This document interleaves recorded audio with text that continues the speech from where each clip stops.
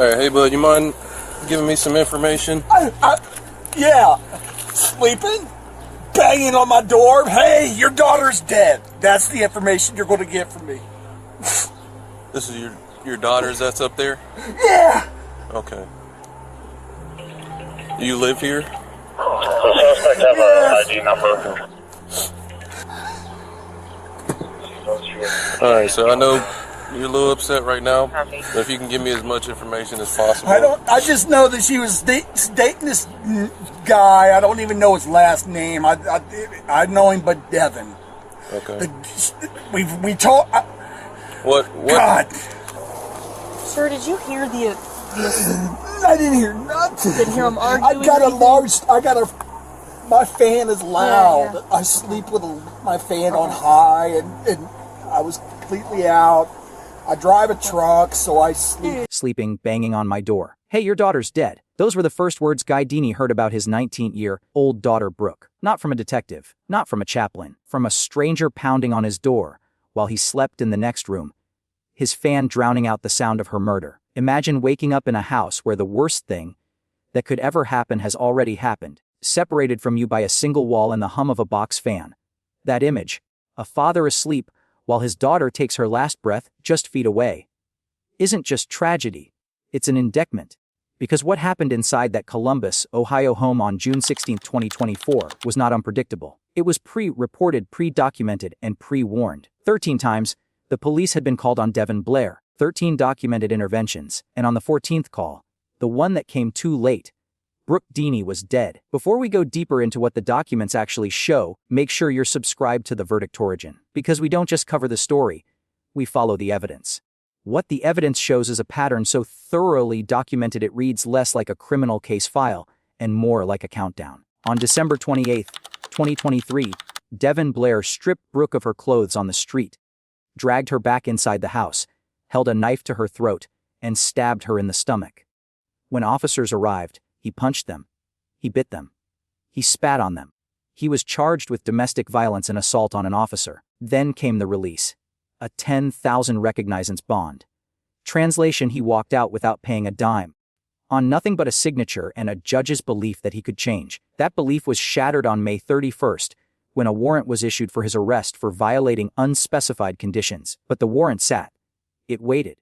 And so did Devon Blair.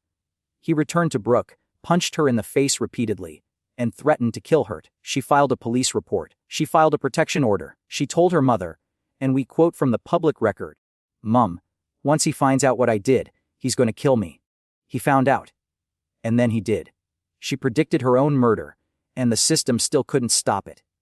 Which raises the question, at what point does a protection order become a death certificate with a case number attached to it? The morning of the murder, the system failed in real time. At 7:24 a.m., Michelle, Brooke's sister-in-law, sent an urgent text to police. Devon Blair was inside the house. He had an active warrant. 102, he's running westbound. Black hoodie, orange shorts, just jumped the fence.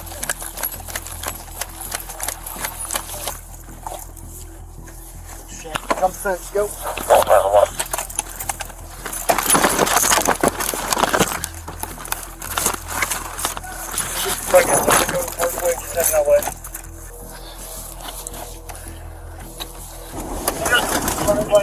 Black hoodie.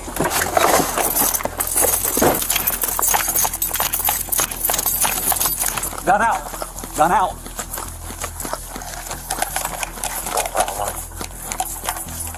There's a dog right here. Here, there he is. Hands up, you're under arrest.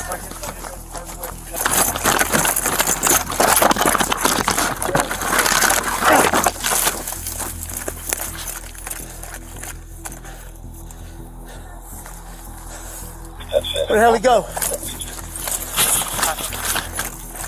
Why you got the air?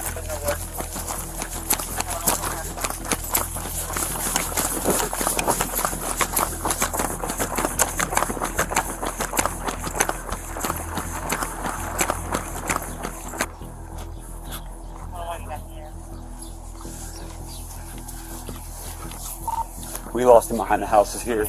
We're at 4649 Parkway. At 7:25, she texted again, "Is hurting her right now.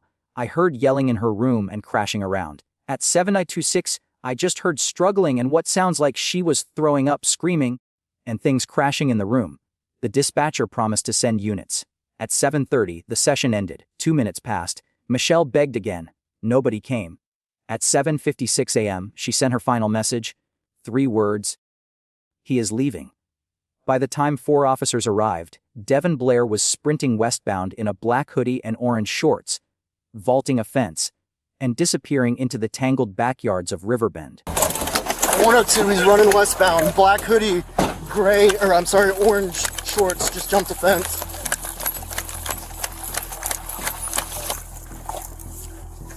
Shit, jump the fence, go.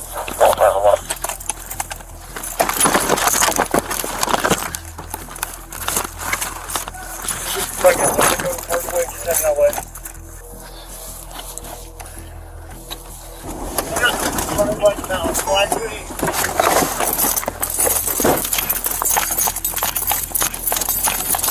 Gun out. Gun out.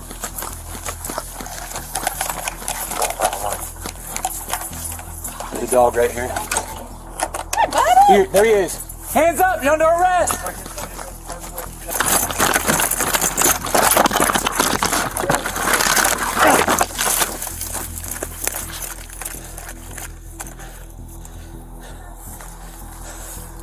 Where the hell he go? What you got here? No work.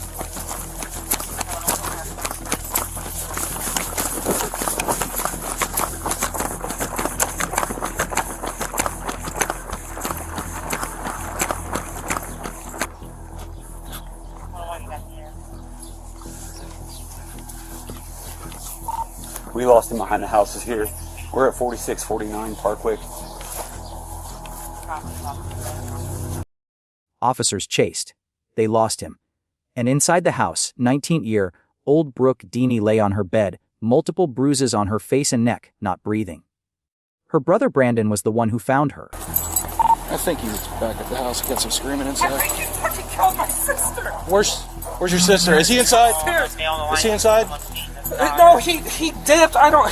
Where's your sister? She's upstairs in her room. Upstairs to the left is the door. He killed her. He's not here, but his brother or her brother's saying that. Maybe 1018, stand by. Oh, baby.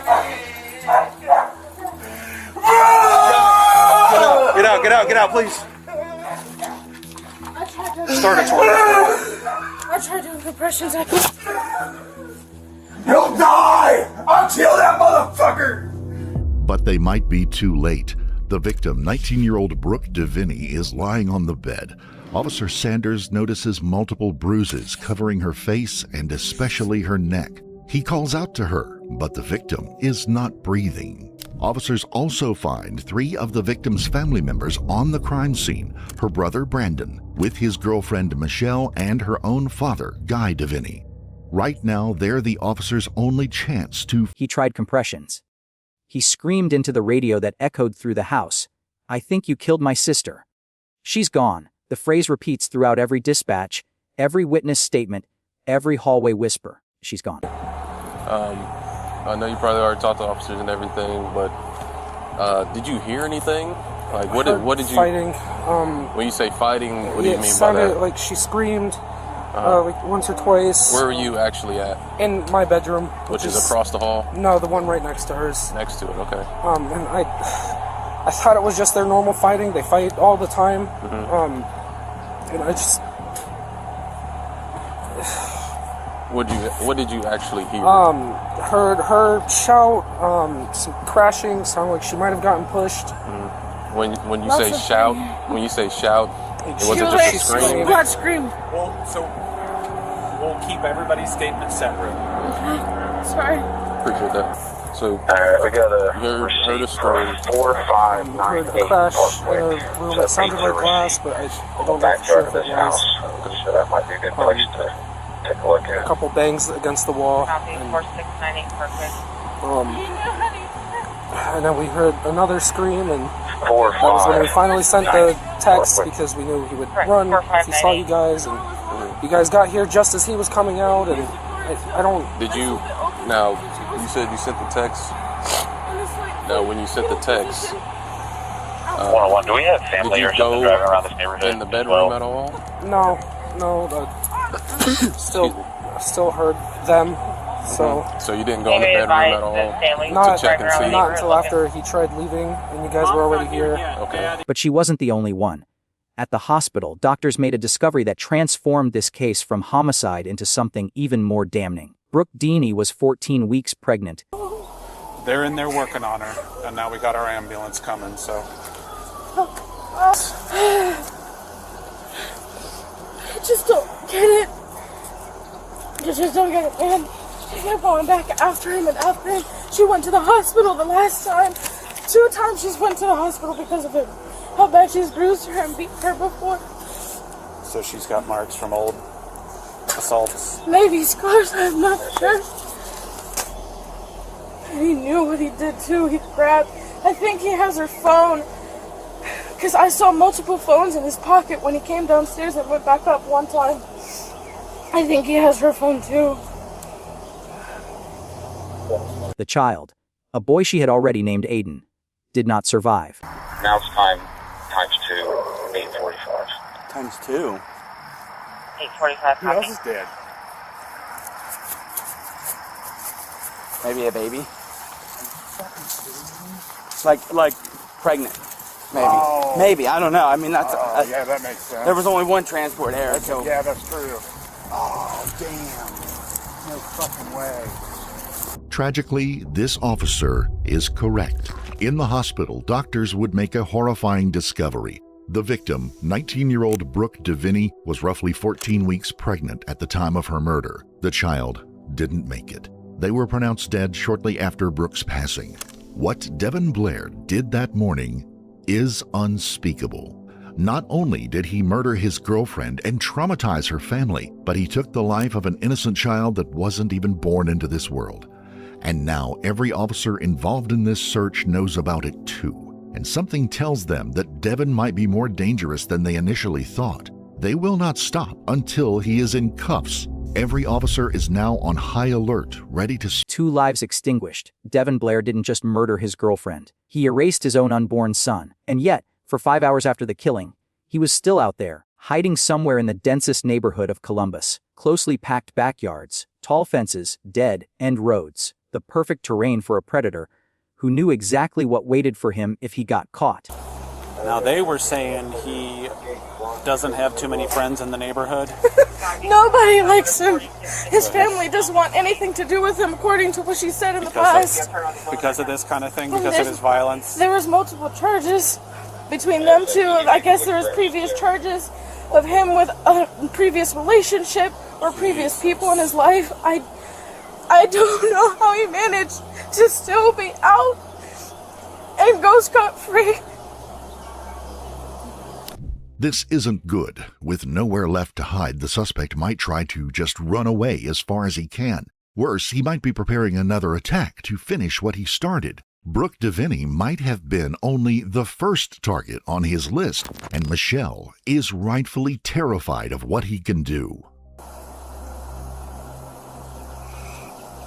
There's no knowing what set him off. Yes. Such anger issues, sporadic mood swings.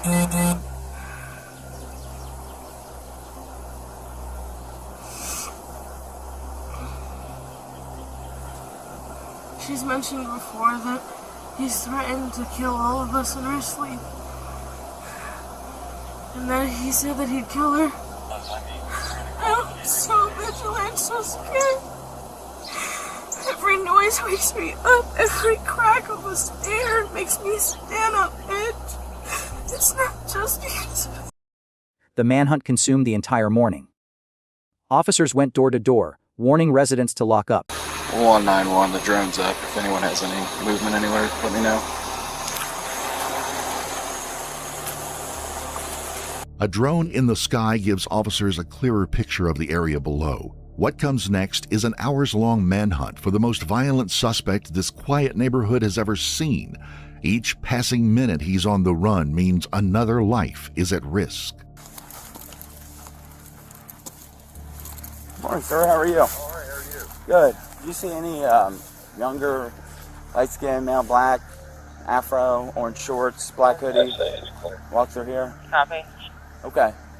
All right, well, he just killed his girlfriend over there in Parkwick, so I would probably go in and lock up for a little bit, all right? So.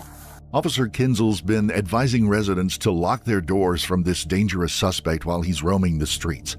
Then he receives a crucial lead. 20 minutes earlier, Devon Blair was seen running toward the wood line near Interstate 270 and Georgesville Road. With the help of a canine unit, Officer Kinzel and his partner are sent to that area. If the dog sniffs him out, Devon will have no chance of running away this time. Okay. Josh, last time he ran across the freeway. Just FYI. Oh, last time he ran across the freeway. That's where that came from, Serge.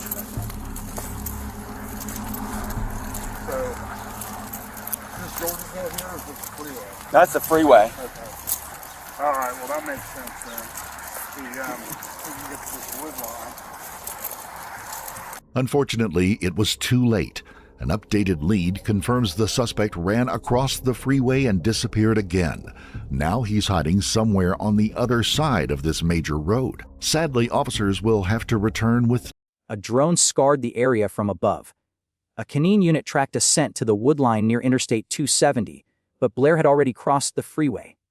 He was always one step ahead, until 12:16 p.m., when the drone operator spotted a man matching Blair's description near a church lot. Several units are ordered to guard the main bottlenecks leading in and out of the park. All remaining officers patrol the area in their cruisers, all while the drone above keeps observing the area. For hours, the operator scans in silence, until something finally catches his eye. 191. Officers converged on an abandoned two-story building, its entrance forced open. They cleared the kitchen, checked the garage. Then one officer rounded a corner and saw movement. Get down. Get on the ground. Hands behind your back. They asked his name. Devon, he said. After 5 hours, the manhunt was over. But the true character of Devon Blair emerged in what came next. Not the chase, but the arrest. On the ground, he demanded water. He slammed his own head into the pavement. He screamed obscenities, called officers racist, refused to walk, and had to be carried out on a stretcher. He looked at one officer and asked his name. Sanders. Then he asked for his work schedule. A thinly veiled threat from a man who moments earlier had been crying for water. Actions have consequences, an officer told him. Soon, a third officer gets the address to join the search. As he approaches the building, he sees a sudden movement right around the corner. Get down! Get on the ground! Hands behind your back! Open the back door! That's him. There you go. Check his on there. What's your name? Devon? Devon. Yeah, this one. Monica, I see a suspect from Monica. Stand up, Devon. Oh, stand up. I copy one and copy. It is the suspect. 191, if you can put the address of this house here before you happen that. After hours of searching, the manhunt finally comes to an end. Devon Blair, the suspect wanted for homicide, has finally been arrested. However, the victim's phone is not found on him. He likely got rid of it. But Devon won't go down without a fight. Instead of cooperating with officers, he decides to make their job as difficult as possible. I can get my water. Let me get my water. Stop. Stop. Let me get my fucking water. Hey, we'll deal with that later. Okay?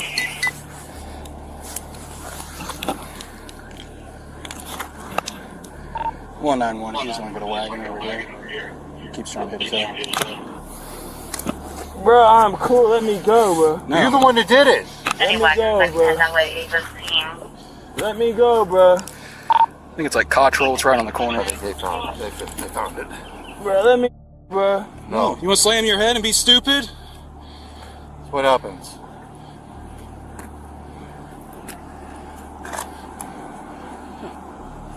We'll just help you make a good Racist motherfucker. Racist? You don't need to do this shit. Yeah? I'm racist. That's what it's being like. For sure, right. Where my legs go? No. You want to do stupid stuff? You get a hobble and we'll put him on the side. Sarge, you get a hobble and we'll put him on the side. Got one. Damn, I'm tripping. I get on my side, my damn self. Ain't no one listening to you right now, guy. I don't need it. Why are you slamming your head on getting stuff? Y'all keep fucking. Yeah? Devon has finally shown his true colors to them, but after hours of searching and a dead 19-year-old, the cops aren't having any of it. We didn't get to the other side because he started slamming his head. Weed, I got weed. I already got your weed. Alright.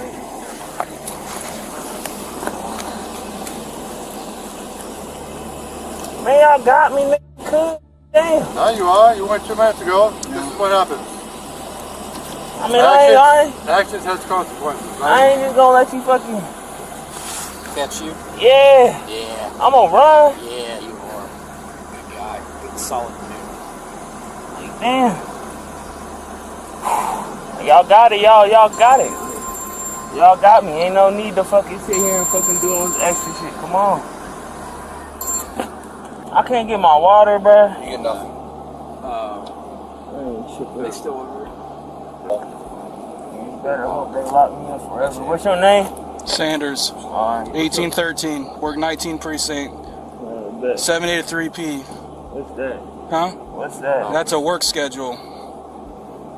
Yeah. Oh, he's not worry about it. He's off Tuesday and Wednesday. I'm off Tuesday, Wednesdays. I'm easy to find. Bro, I can't get my water. I've been throwing up all fucking day, bro. They don't have any water. The water's gone. They left it in the woods. Nah, I laid it down when y'all got me. Well, too bad. We don't get any. Reconsider your life choices then. And for once, the system seemed to agree. 2 days later, in his first courtroom hearing, Blair screamed over his own public defender, shouted at the prosecutor, and demanded the judge, quote, "Shut the up and give me a bond." The judge complied.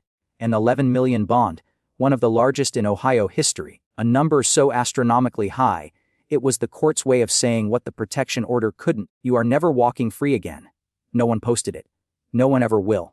On July 21, 2025, Devon Blair signed a guilty plea, 2 counts of involuntary manslaughter, 2 counts of felonious assault, 1 count of strangulation. He stood before the court and expressed remorse. Brooke's mother, Brooke Deini, didn't buy it. She stood and spoke the truth that the public record now preserves forever. Her daughter had predicted her own murder. She had filed the report. She had taken every step the system told her to take. And she was still killed. The judge sentenced Blair to 46 to 51 years, plus 2 additional consecutive years for a separate domestic violence case where he had spit on sheriff's deputies. His total sentence 48 to 53.5 years. He will be nearly 80 years old if he ever walks free. Before ending the hearing, he screamed, "Shut the up and give me a bond. Say okay and get me the out of here," demanding a bond for his release. The judge complied with the suspect's request and issued a bond of $11 million, one of the biggest in the state's history. No one has stepped forward to pay it. 2 days later, on June the 20th, friends and family of Brooke Deini will hold a vigil in her honor in a place she held dear, the Columbus Prep Academy. They would also honor the memory of the unborn child who Brooke wanted to name Aiden. In the end, the victim's mother, Brooke Deini, expressed her sadness over the system that was supposed to protect her daughter. Only a year later, on Monday, July the 21st of 2025, Devon Blair was finally sentenced. That day, he signed a guilty plea, admitting to 2 counts of involuntary manslaughter, 2 counts of felonious assault, and 1 count of strangulation. Though before the sentencing, Blair apologized to Deviney's family and expressed his remorse over the murder. But the victim's mother did not buy it and told the real truth about the man Devon really is, right in front of him. She filed a police report and a protection order. She said, "Mom, once he finds out what I did, he's going to kill me, Mom." And then he did. He selfishly took her and my grandson away from me. That was the ultimate evidence the detectives had against Devon. They didn't need the victim's phone to prove his guilt. Only the messages Brooke and her mother had exchanged about Devon Blair and who he actually is. A monster who relentlessly took 2 lives that fateful morning. In the end, the judge made the verdict. 24-year-old Devon Blair was sentenced to 46 to 51 years in prison. He got 2 additional consecutive years added to his sentence for a separate older case where Blair had committed domestic violence and harassed Franklin County Sheriff's deputies by spitting on them. This brought his final total prison sentence to 48 to 53.5 years in prison. As part of the guilty plea, he won't be requesting early release. He will get out of jail. The case file for State of Ohio Devon Blair is public record. You can request the incident report from the Columbus Division of Police, case number 2024-06-6. Read it. Then ask yourself one question in the comments below. At what point in those 13 prior calls should the system have been enough? If this investigation meant something to you, like this video, share it, subscribe to the VerdictOrigin, and turn on notifications. We'll keep following the evidence.